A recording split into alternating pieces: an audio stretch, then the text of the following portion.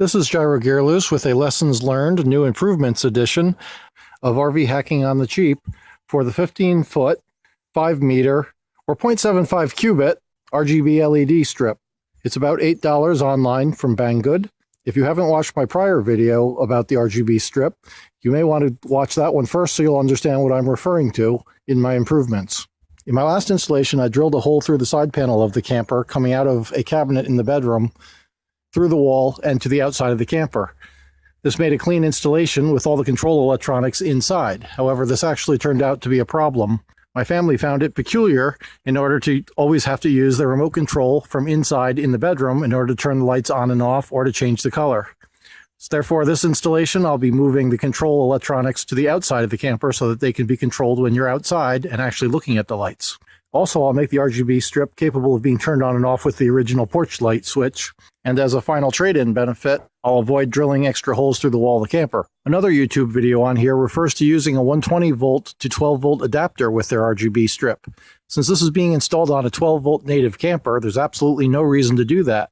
And in fact, anytime you're plugged into 120, the converter in the camper will be producing 12 volts for you, so you're not running down your battery.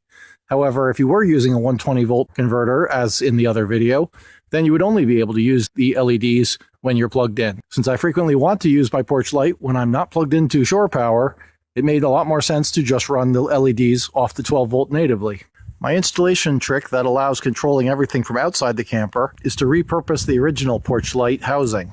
Because I will be powering the strip from the middle instead of the ends, I'm going to cut my strip roughly in half and then recombine the ends at the control unit.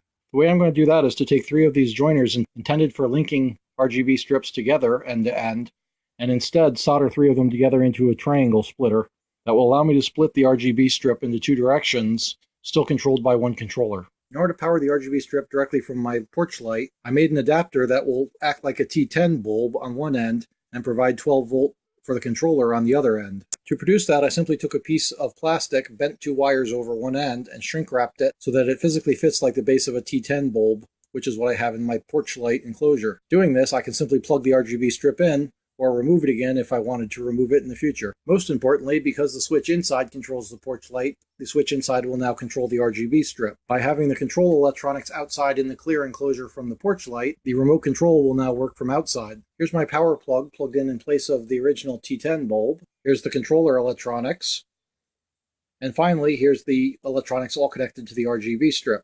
The 2 sections of RGB strip run vertically up to underneath the awning and then tee away from one another along the bottom of the awning. Because my porch light is not perfectly in the middle of where I want the RGB strip, I have split the RGB strip slightly off-center, putting 8.5 feet on one side and the remainder on the other side. Doing this roughly centers the RGB strip under the awning. Although the strip does not reach the full length of the camper, there is enough light scatter that it casts a very nice light, even without the last 10 feet of the trailer in each direction being illuminated. Here's the final result installed. Unfortunately, it's difficult to see because I was forced to park the trailer against my garage, so I can't unroll the awning all the way. And here's the RGB strip at night. Note that the color can be changed to absolutely any color desired, or it can be made to fade or flash, or any other pattern desired.